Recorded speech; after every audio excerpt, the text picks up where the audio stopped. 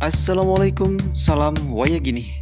Hari ini saya berada di Jalan PWRI, Desa Tonjong, Kecamatan Tanjur Halang, Kabupaten Bogor.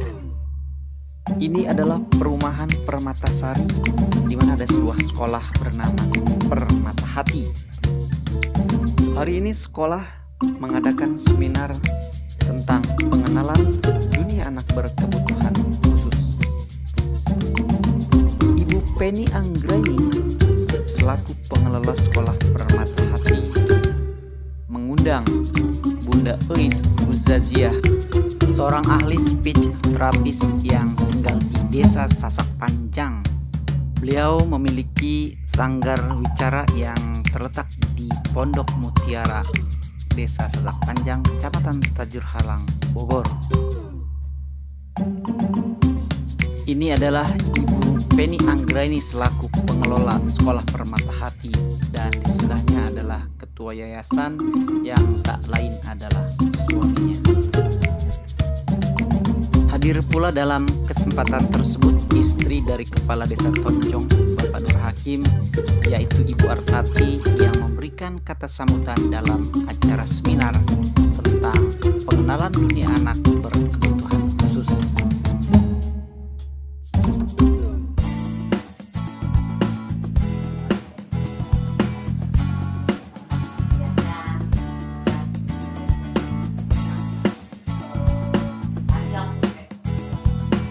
Peserta yang mengikuti acara ini antara lain adalah dari guru-guru kelompok bermain atau TK, dan juga ada dari orang tua siswa.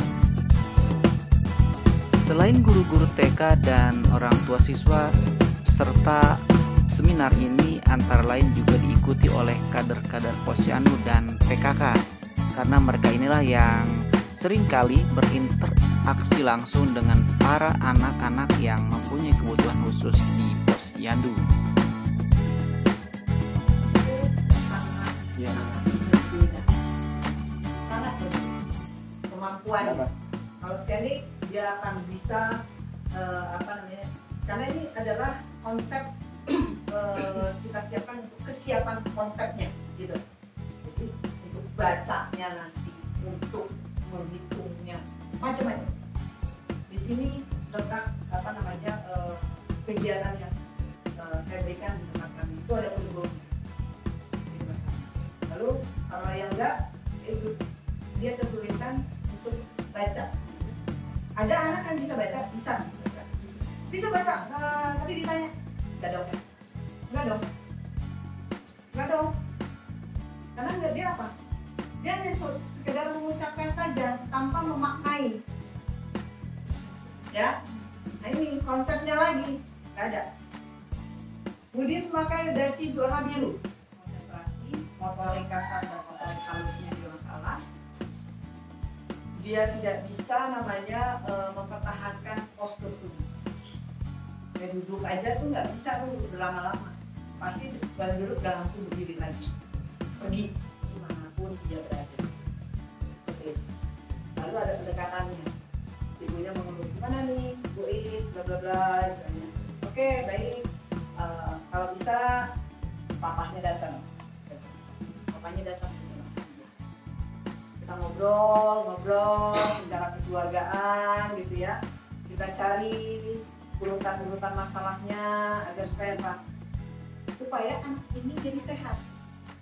Karena satu rumah ada satu yang sakit, otomatis semuanya karena tertular. Entah tertularnya bukannya kudis kurap dan segala macam, namun secara kejiwaannya, segala macamnya itu pasti, ya kan? Nah ini kita adakan dialog,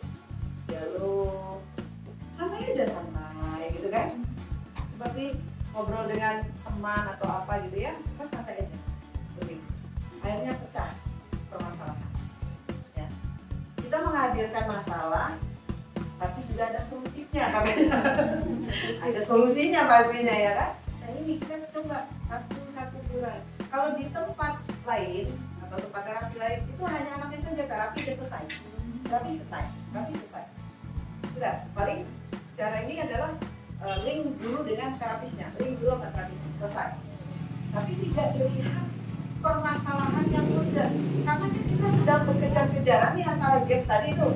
Tadinya usia 8, ini usianya 2 tahun, gapnya 6 tahun. Gimana ngejarnya? Mau pakai apa? Mau pakai delman, mau pakai motor, atau mau pakai pesawat, kan seperti itu ya. Nah ini kita kita perbaiki satu-satu. Ada konseling, ya kan? Ada konseling. Setelah itu, setelah selesai, kedua orang tua selesai, kakak-kakaknya, ya kakak-kakaknya. Kenapa? Supaya benar-benar bagus penanganan. Kalau di tempat kami, penanganan itu orang tua atau keluarga harus ikut salah satunya ke dalam tempat terapi. Untuk apa? Untuk melihat bagaimana caranya belajar. Nggak tahu, dia ngambil di dompet nih, karena dia tahu kan uang tuh adanya di dompet misalnya. Dia nggak niat nyuri gitu, dia tahunya di situ.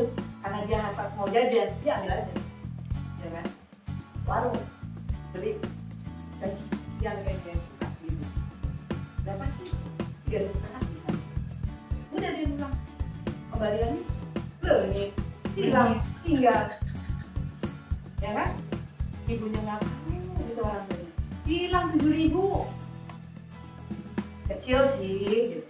Tapi coba lihat lagi, bener nggak yang kayak gitu, ya kan? Ini yang justru yang fungsional kayak ini, yang fungsional itu. Jadi kita mengajarkan anak yang sesuai kebutuhannya. Defense-nya mana nih? Ini bagian dari defense, bukannya anak mukul kita pukul lagi, bukan gitu loh istilahnya. Jadi, coba dilihat pendidikan urgensi, letak fondasi pendidikan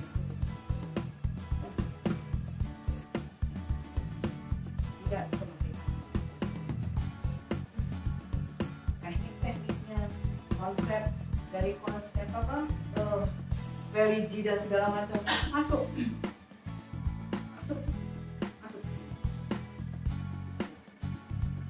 ini sudah membuat konsep untuk sekolah ini. So, Roni membuat konsep punya sekolahannya, masuk. Ya. Itu Pak. Satu lagi Bu. Enggak. Ini ini. Jadi sekarang anaknya udah 25 tahun kali ya. Ya.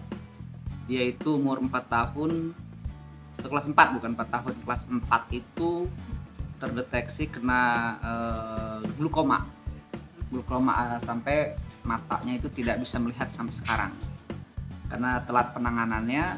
Mau dioperasi pada saat itu mahal, butuh waktu 1 bulan. Nah setelah 1 bulan ternyata sudah blank, cuma 1 bulan itu. Sampai hari ini ya dia tidak melakukan, orang tuanya katakanlah tidak mengarahkan dia kemanapun gitu, karena kembali ke soal ekonomi, biaya. Nah saat ini paling dia main gitar doang, laki-laki. Nah penanganan anak seperti ini untuk mempersiapkan masa depannya, sementara ibunya sekarang katakanlah jadi single parent ya, udah divorce sama suaminya, artinya tambah bebannya ya. Nah seperti apa nih yang anak seperti ini? Dia normal, semua normal, cuman matanya aja dia hanya kemampu lihat itu 20 cm.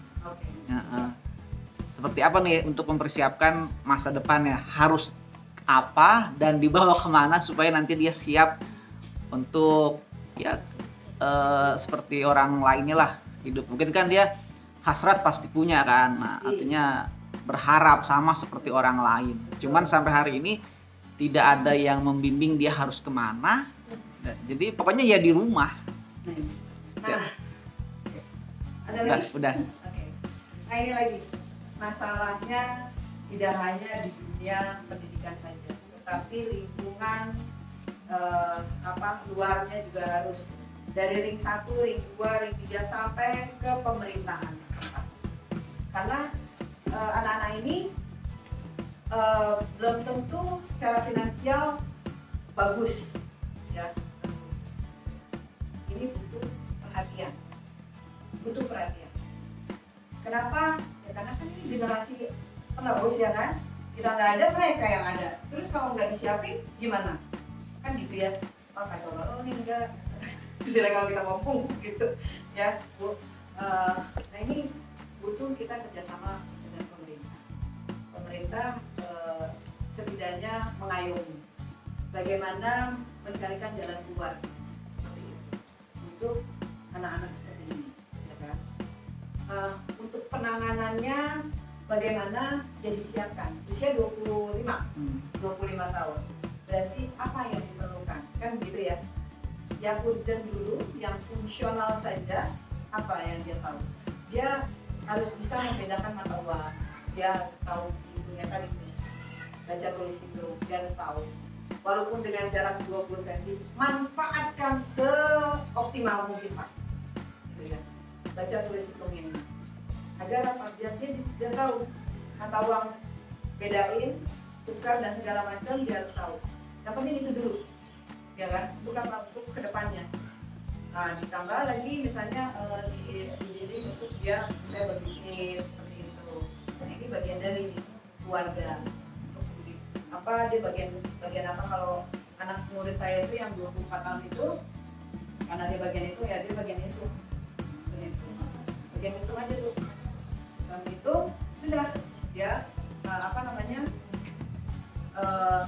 kita latih terus agar dia terbiasa.